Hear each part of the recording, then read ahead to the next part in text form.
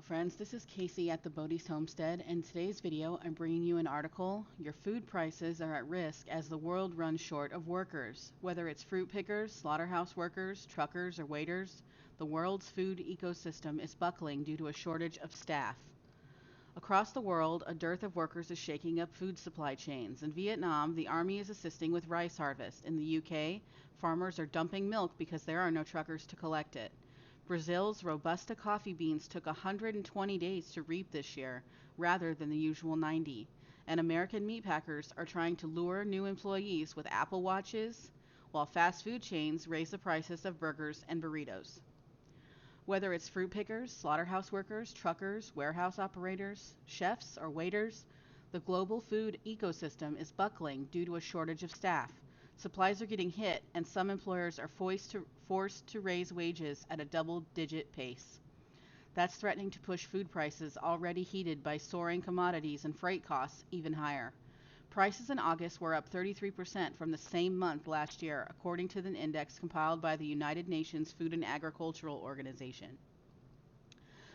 The pandemic has helped spark a labor shortfall for many parts of the economy, but the impact is particularly stark in food and agriculture, which are among the world's least automated industries. Food security is a sensitive issue in many parts of the world, and thin margins mean rising costs generally pass through to buyers, according to Boston Consulting Group.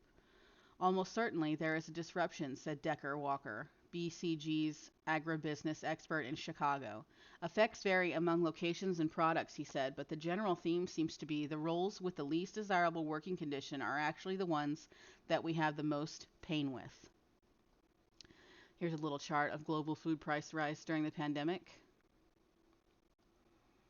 There are signs the labor force shortage is curbing supplies. In the U.S., the wholesale distributors like Sysco Corp and United Natural Foods are reporting product delays and slowdowns for items ranging from bacon and cheese to coconut water and spices. In the UK, some stores are running low on staples like chicken and bread, while McDonald's Corp ran out of milkshakes in August. We have family wage, great jobs that have been open that we've been recruiting really hard for and have had trouble filling, said Patrick Kreitzer, Chief Executive Officer of Tillamook Country Creamery Association. The Oregon-based dairy cooperative recently ran so short of workers that a board member had to skip an operational meeting to help out in the fields.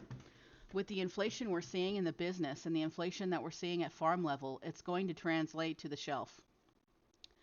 Shortages are hitting farms, processors, and restaurants alike. Malaysia, the world's #2 palm oil producer, has lost about 30% of potential output of the edible oil in everything from chocolate to margarine. Shrimp production in South Vietnam, one of the world's top exporters, has dropped by 60 to 70% from before the pandemic. I've noticed this, guys. I normally like to buy the shrimp in a can, like to make like a seafood salad and things like that, and it's getting harder and harder to find. And a fifth of tomato production in the south of Italy has been lost this year due to the scorching heat and transport paralysis, according to the Farmers Association CIA. I have been in this business since the 80s, but I have never seen a situation like this, said Michelle Fernandino, a farmer in Foggia. Tomatoes are very perishable goods. There were not enough trucks to transport the crop to the processing plants in those crucial days of the harvest, he said. Cancelled or delayed deliveries have also forced British dairy farmers like Mike King in South Gloucestershire, England to dump milk while stores run short. King estimates that he has lost some 20,000 liters, which is 5,283 gallons, and says some farmers have resorted to milking their cattle less frequently due to staffing shortfalls. Even as restaurants and other businesses reopen in the U.S. and parts of Europe, boosting demand for goods such as meat and bottled drinks, the Delta variant is spreading in places like Southeast Asia, curbing primary production. Other, longer established pandemic effects are still causing problems too. COVID outbreaks continue to crop up in meat and fish processing plants, forcing temporary closure. And border restrictions in countries from the UK to Thailand are limiting the supply of migrant workers. In some places, the scramble for staff is compounded by local issues such as difficult and dangerous farm work conditions caused by a record U.S. heat wave or the disruption of Brexit. And here's the worldwide Google search for the term labor shortage. It's at its record high here. As a result, employers face another hurdle. Workers have plenty of options. The current economy is creating choice where choices may not have existed in the past, said BCG's Walker. When the entire world is short staffed, filling less desirable jobs gets more difficult, he said. And that he makes a very, very good point there. Employment in the food supply chain can be certainly tough, whether it's back-breaking strawberry picking, insecure slaughterhouse work, or the fast-paced, high-pressure environment of a restaurant kitchen. Many jobs are physically taxing, short-term, poorly paid, or a combination of all three. With more jobs available, Australian workers who might previously have settled for positions at a meat processing plants in sparsely populated areas can opt for work in busier towns instead. Many of the European Union citizens who might typically travel to the UK to work on farms and haulage or serving coffees are choosing to stay in their home countries or on the continent. American laborers who have struggled with sweltering heat in the fields may choose to cool interiors of a store instead. John Devaney, president of the Washington State Tree Fruit Association, acknowledges that work such as fruit picking is demanding.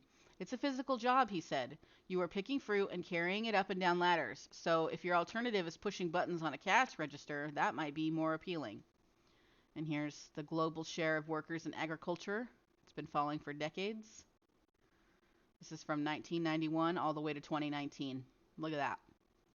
Yeah, massive decline. Higher salaries and perks can sweeten the deal. Chipotle Mexican Grill recently raised U.S. menu prices by as much as 4% after increasing average pay to $15 an hour. In Canada, the company is offering a referral bonus to help with recruitment. Pork processing workers at Smithfield Foods Incorporated in South Dakota get freebies like Apple Watches or iPads once they complete their first 60 days, a company official said. Pizza chain Rossum Pandoro, which is headquartered in Europe, has been forced to boost its base pay by 50% in London, CEO Daniel Di Martino said. But often, money is not enough. Workers are increasingly demanding greater protection from CV-19, as well as higher wages, according to Sonny Verks, CEO of agricultural trading giant Olam International Ltd. While meat packers have made significant safety progress since last year, they are up against the Delta variant now. That has slowed the amount of the cattle moving through slaughterhouses at meat giant Tyson Foods Incorporated. We were on a good trajectory, and then the Delta variant showed up, and we've taken a step back as a result of that, CEO Donnie King said on a call with investors last month. Essentially, it takes 6 days to get 5 days worth of work. Worker shortfalls aren't happening everywhere, and the effects aren't evenly distributed. Much of the mainland of Europe has not felt the same crippling shortages as the UK, where Brexit constrained the flow of EU workers. China has been largely unaffected, and in India, while inflation is still a worry, labor is plentiful and agriculture has been mostly untouched by virus restrictions. Elsewhere, labor is just one of the several headaches for the world's food ecosystem. Extreme weather from Brazil to France has affected harvests. Surging crop prices have pushed up the price of feeding livestock and therefore the price of meat. Transport costs have skyrocketed due to soaring demand, container shortages, and overwhelmed ports, not helped by the temporary partial closure of China's Ningbo Zhoushan, the world's third busiest cargo port. Still, the shortage of workers threatens to further add to its costs, whether through the wage increases or supply shortfalls, and the issue won't just disappear when the pandemic ends. The share of workers employed in agriculture has been falling for decades amid a shift to cities and service sectors and hiring for some jobs that was tough long before CV-19. These more permanent changes in the labor market call for technological solutions, and investment in automation and robotics has accelerated during the pandemic. Rising of the farming robots. There's a little thing for you. In the U.S., automated tractors, robot milkers, and machines such as carrot planters are replacing human labor. Meanwhile, UK farmers are trialing robots to pick strawberries, lettuce, or broccoli. Harvesting tools have helped Brazil's Robusta coffee farmers cut dependence on manual workers to 1/5 of the number needed just a few years ago, according to Edmilson Caligari, general manager at Espirito Santo-based cooperative Coabriel. While the country's labor shortfall extended the length of the harvest, he said, technology has lessened its impact. Still, it will take years before farmers really take to robots, according to Cindy Van Ryswyk, a senior analyst at Rabobank in Utrecht who specializes in horticulture.